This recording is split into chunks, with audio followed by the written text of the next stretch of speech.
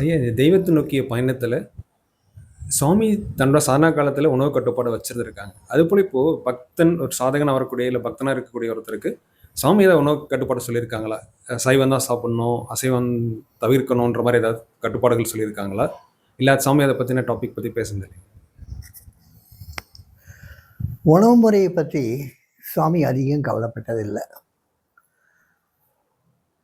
அசைவ உணவு சாப்பிட்றவங்க நிறைய பேர் சாமிக்கு ரொம்ப டீப்பான பக்தர்களாக இருந்து நான் பார்த்துருக்கேன். சாமி அவங்க மேலே அப்படி ஒரு பிரிய வச்சதையும் பார்த்துருக்கேன். அதே போல் சைவ உணவு வச்ச மட்டும் சாப்பிட்ற பக்தர்களையும் அவ்வளவு பக்கத்தில் வச்சு உட்காந்து அவங்களையும் சுவாமி அனுகிரகிச்சதை பார்த்துருக்கேன். சைவ உணவு சாப்பிட்றாங்கங்கிறதுக்காக அவங்கள அதிகமாக கொண்டாடினதாகவும், அசைவ உணவு சாப்பிட்றாங்க அதனால் கொஞ்சம் அவங்கள மேலே கம்மியாக அவங்க அனுகிரகம் பண்ணதாகவும் சாமி ஒரு நாள் நடந்துக்கல. சாமி அவங்க வாய்க்குள்ளே என்ன போகுதோ அதை பற்றி கவலையே படல. அவங்களுடைய வாழ்க்கை முறை, அவங்களுடைய வாழ்க்கை தர்மம், வாழ்க்கை நெறிமுறைகளோடு வாழ்ந்தாங்களா மட்டும் பார்த்தாரு. அவங்க தெய்வத்தை நோக்கி போகக்கூடிய பயணத்துக்கு தயாராக இருந்தாங்களான்னு பார்த்தாரு. ஒரு சமயத்தில் ஒரு டிவோட்டி வந்தார். அந்த டிவோட்டி சாமிகிட்ட ரொம்ப பிரியமுள்ள டிவோட்டி. அவர் தன் குடும்பத்தோடு வந்தார். தன் தகப்பன் தாய் எல்லாரையும் கூப்பிட்டு வந்தார். சகோதரர்கள் எல்லாத்தையும் கூப்பிட்டு வந்தார்.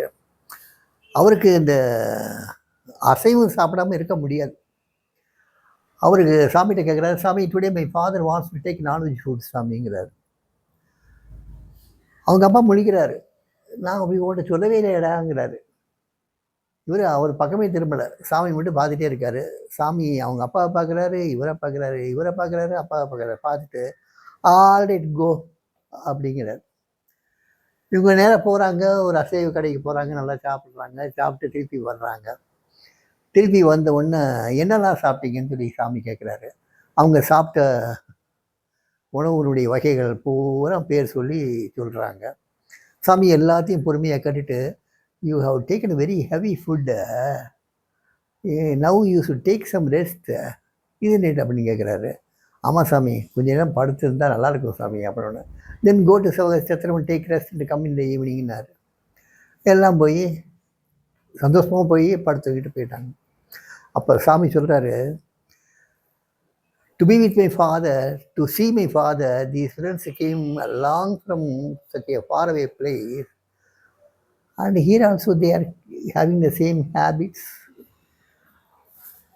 losing the valuable time to be with my father. அவ்வளோ தூரத்துலேருந்து வந்தவங்க எதுக்காக வந்திருக்காங்கன்னா, எங்கள் அப்பாவோட இருக்கிறதுக்காகவும், எங்கள் அப்பாவுடைய சொற்களை கேட்கறதுக்கும், அவரோட இருக்கிறதுக்காக வந்தவங்க, அவங்க பழக்க வழக்கத்துக்கு அடிமையாகி வேல்யூபிள் டயத்தை லூஸ் பண்ணுறாங்களே அப்படின்னு ரொம்ப வருத்தத்தோடு சொன்னார். அவருக்கு முக்கியமாக என்னென்னா, வந்திருக்காங்க, சுவாமி பார்க்க வந்திருக்காங்க, அவங்களுடைய கவனம் பூரா சுவாமியுடைய அந்த ஆண்டவன், அதாவது தந்தை, அவங்கள நோக்கியே அந்த பயணம் இருக்கணும்னு சாமி விரும்புவார். ஆகாரத்தை பற்றி சாமி முக்கியமாக கவலைப்பட்டதே கிடையாது. ஆனால் அவருடைய நோக்கம் பூரா அங்கே இருக்கணும், அந்த பக்தர்கள்லாம் ஆண்டவரை நோக்கி பயணப்படணுங்கிறதுல தான் மும்முரமாக இருந்தார். இது இன்னொரு சமயத்தில் ஒரு டிவோட்டி கேட்குறார், சாமி என்னுடைய மனைவி இப்போ கேக் செய்யறதுக்கு கற்றுக்கிட்டா சாமி. இப்போ கேக்கு செஞ்சு உங்களுக்கு சமர்ப்பிக்கணும்னு நினைக்கிறா. ஆனால் ஒரு சிக்கல் இருக்குது சாமி, அதில் கேக்கு முட்டை இல்லாமல் செய்ய முடியாது சாமி. அவளுக்கு செய்ய தெரியாது. முட்டை போட்டு தான் அவளுக்கு செய்ய தெரியும். அதனால் செய்யலாமா வேண்டாமான்னு யோசிக்கிறா சாமி அப்படின்னு சொல்லும்போது சாமி சொல்கிறாரு, the beggar doesn't see all those things. அதெல்லாம் பார்க்குறதில்ல, எந்த சம்பிரதாயங்களும் சாமி இந்த பிச்சைக்காரன் பார்க்குறது இல்லை. ஆனால் நம்ம வேல்யூபிள் டயத்தை லூஸ் பண்ண வேண்டாமே. நம்ம இங்கே வந்திருக்கிறதே அப்பாவோட இருக்கிறதுக்காக வந்திருக்கோம். நம்ம அந்த டயத்தை வேஸ்ட் பண்ண வேண்டாம். சின்ன விஷயங்களை பற்றி பேசி நேரத்தை வீணடிக்க வேண்டாம், நம்ம அதை விட்டுருவோங்கிறாரு. இன்னொரு சமயத்தில் ஒரு ஃப்ரெண்டு வராரு. இன்னொரு ஃப்ரெண்டை பற்றி கம்ப்ளைண்ட் பண்ணுறாரு, சாமி இவன் பாருங்க எப்போ பார்த்தாலும் கறி கோழி மீனுனா தின்னுட்டு இருக்கான் சாமி, இவன் என்ன ஆன்மீகவாதினே தெரியல சாமி. கேட்டால் எப்பயும் உங்கள் பேரை சொல்கிறான், அவங்களே நினச்சிட்டு இருக்கா சொல்கிறான், எல்லாம் சொல்கிறான் சாமி, இப்படி பண்ணிகிட்டு இருக்கான் சாமி, நீங்களா கொஞ்சம் சொல்லுங்கள் சாமி அப்படிங்கிறாப்புல. சாமி அவரை பார்க்குறாரு, இவரை பார்க்குறாரு. பார்த்துட்டு கொஞ்சம் கழிச்சு சிரிச்சு சொல்கிறாரு, இதே மாதிரி ராம் தீர்த்தாட்ட போய் ஒரு டிவோட்டி வந்து போய் சொல்கிறாப்புல, இந்த விவேகானந்தரை பார்த்தீங்களா, எப்போ பார்த்தாலும் சன்னியாசி வேஷம் போட்டுக்கிட்டாரு. ஆனால் எப்போ பார்த்தாலும் நான்வெஜ் ஃபுட்டே சாப்பிட்றாரு. அவர் என்ன சன்னியாசி, என்ன ராஜயோகம் கற்பிக்கிறாரு, என்ன ஆளவர் அப்படின்னு வந்து ராம் தீர்த்தா வந்து பக்கா வெஜிடேரியன். அவர்கிட்ட போய் சொன்னோன்னே ராம் தீர்த்தா ரொம்ப கோபமாக சொல்லுவார், அடே அவர் வாய்க்குள்ளே என்ன போகுதாங்கிறத நீ பார்க்காத, அவர் வாயிலிருந்து வெளிவரக்கூடிய சொற்களை நீ கவனி, அதுபடி வாழ பழகு, நீ உருப்பிடுவ. அவர் வாய் வழியாக என்ன போச்சுன்னு உனக்கு என்னடா போச்சு அப்படின்னு கேட்பாரு.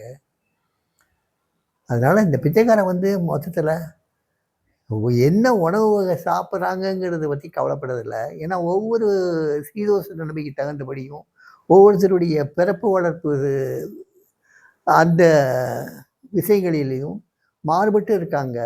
எல்லாருக்கும் ஒரே மாதிரியான பழக்க வழக்கங்கள் இருக்க முடியாது. ஒவ்வொருத்தருக்கும் ஒவ்வொரு வழக்கம் உண்டு. வட இந்தியாவில் ஒரு வழக்கம், தென்னிந்தியாவில் ஒரு வழக்கம். தென்னிந்தியாவிலையும் பல பிரிவுகள் இருக்குது. ஒவ்வொரு பிரிவுக்கும் ஒரு பழக்க வழக்கம் இருக்குது. இதெல்லாம் மாற்றுறதுக்காக இந்த பிச்சைக்கார மாதிரி ஆளுங்க வந்ததில்லை. ஏன் சன்னியாசிகளே ஞானிகளே அந்த காலத்தில் வந்து சாப்பிட்டதா சரித்திரம் இருக்குல்ல. ராமன் சாப்பிட்டதா சரித்திரம் இருக்குது. இன்னும் அகத்தியர் சாப்பிட்டதா சரித்திரம் இருக்குது. எத்தனையோ சரித்திரங்கள் இருக்குல்ல. அதனால் ஆகாரங்கிறது ஒரு முக்கியமான விஷயம் இல்லை.